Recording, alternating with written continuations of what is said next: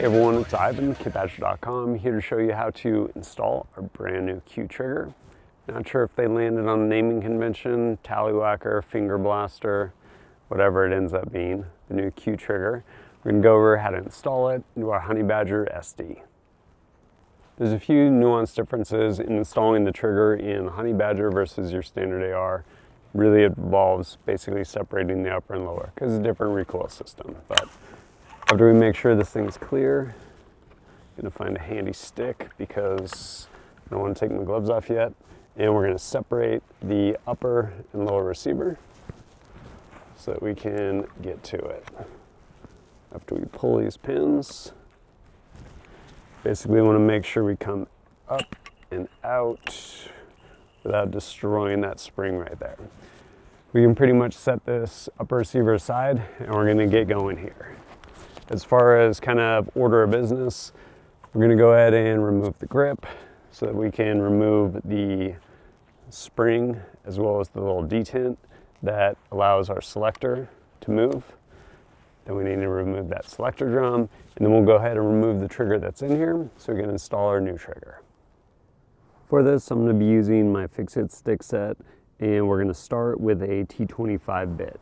That's gonna let us get down here inside of this grip and break that screw loose.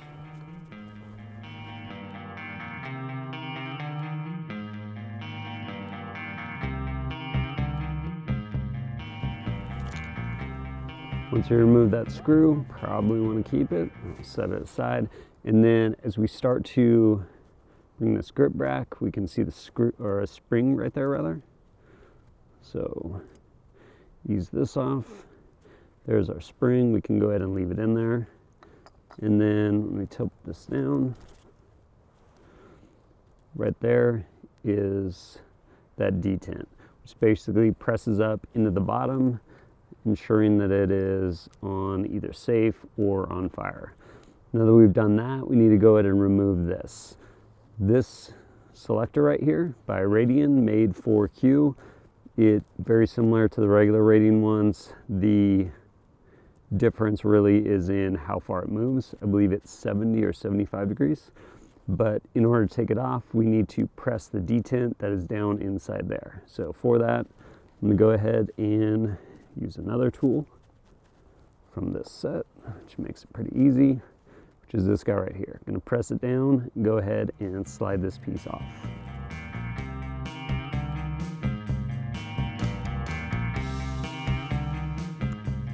Took a couple tries, got it, and this piece comes off like that. And you can obviously remove either side, it doesn't matter. I just happen to take it off of the right hand side. Set that aside, probably gonna need it later. At that point, I can bring this out. Someone should obviously clean that. Set that there. Now at this point, we can actually remove the trigger because that safety goes across basically the back part of the trigger, keeping it from engaging or actually firing. So now that that's removed, we'll be able to remove this and put our new trigger in. So in order to remove this, we need to punch these pins out. At this point, we can go ahead and just tap out the hammer pin as well as the trigger pin. If you do that with the trigger pin, there's some components that'll kind of separate. It's not a big deal, but if you've ever had Geissele triggers, they actually come with these slave pins. What it allows is you basically push this through and it takes the place of the pin that's in there, the trigger and hammer pin. And in the case of the trigger pin, it keeps everything together. Just like how this new Q trigger actually has slave pins in it already. So all your components stay in place. All you have to do is basically pound your hammer and trigger spring straight through there, it'll replace them. So we're gonna do exactly that. Of course, too hard to grab with gloves, had to take them off. But right now I'm gonna go ahead and tap these through so we can remove this trigger that's in here.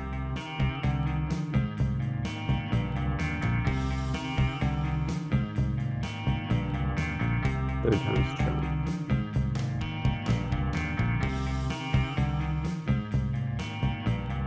At this point, I'm gonna use a punch. Go ahead and push it a little bit further.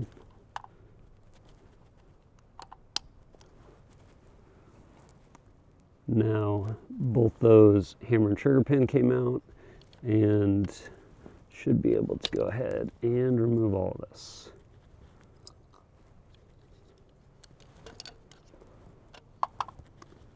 So I have my trigger out and my hammer out.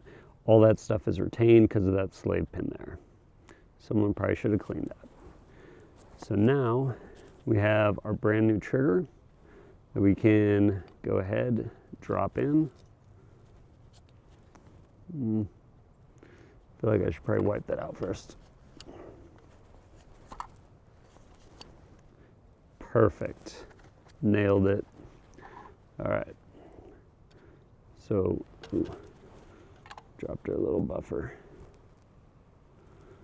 Yes, it's cold out. It's in the teens.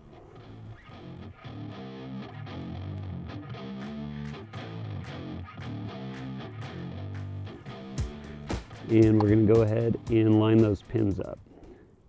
Once we line those pins up, we can see them right here. We need to rotate it a tiny bit. Not a big deal. We're going to go ahead and start with that one, then we'll move to that one. But once we have that lined up, we can take our trigger and hammer pin and just hammer them straight down, and it'll end up driving that pin out and replacing it. And I guess I should note before I put these on, so the way a traditional trigger works, we'll look at these for example. When the trigger and hammer pin go through, there's these detents on the side. And so these springs end up dropping down in there, and they basically catch in there. And what that makes sure of is that these pins don't walk out. So the pins don't walk out, your trigger stops functioning basically. Don't want that to happen. So the way Q actually designed their new trigger is with those built into it. What do I mean? Well, if you look over on this side of the trigger right here, you have this basically this spring tensioner that goes along that little bar, so that when we end up putting this in, we'll have it the other way, and we'll end up pushing these pins, and if you notice, the spring's only on one side. So we want to make sure the notch that's going to line up with that spring is coming through that way, so that notch will line up, get captured by that spring, and keep these pins from walking out. So since this trigger is going to go in like that, we want to make sure we drive these pins this way with that notch facing in that direction. We'll do that now.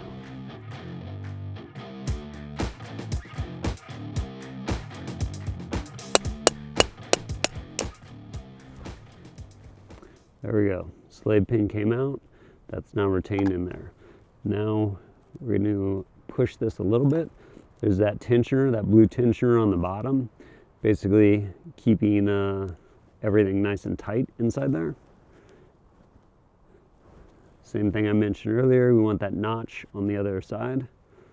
So I'm going to tension it a tiny bit there, make sure it's lined up. There it goes. Knock those slave pins right out the other side. I can take this, make sure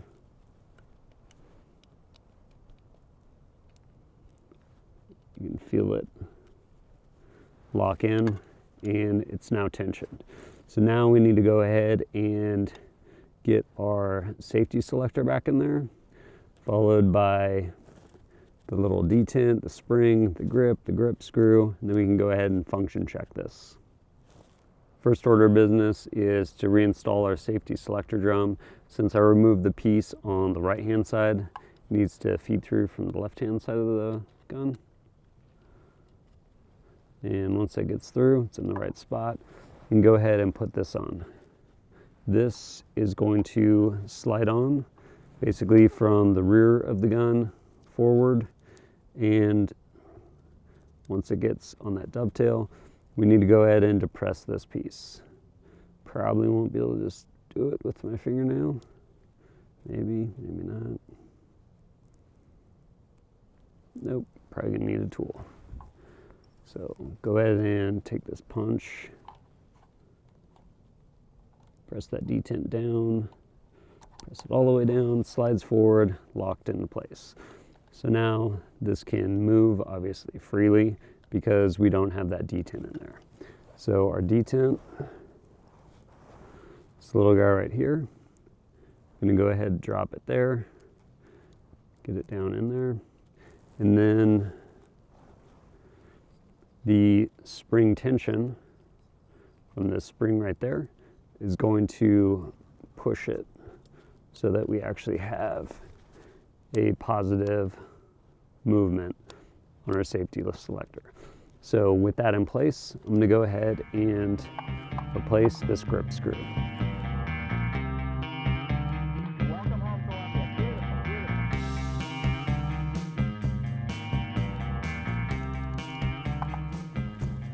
You can just crank that thing down, or I didn't really care to over tighten it, so I went ahead and used 25 inch-pounds. You can probably put more than that. I just used that, seemed like a pretty handy number. So now I have that torque down and positive engagement, both safety and fire.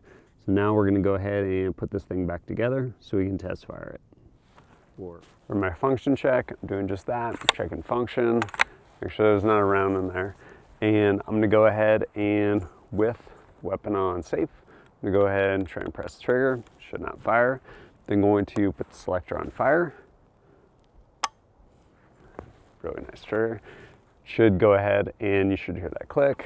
I'm gonna charge it. Felt a reset, incredibly short reset. Fire. Reset, back on safe. Shouldn't fire. Pretty impressive trigger. Check this out.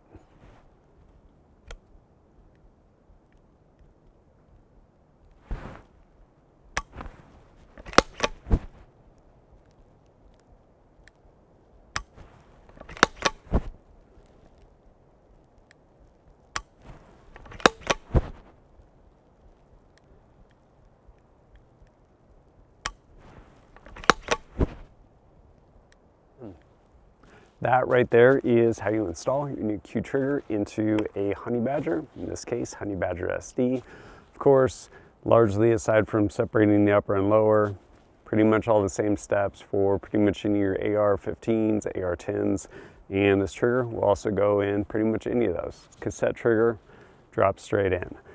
Pretty excited to go put some time in with this trigger.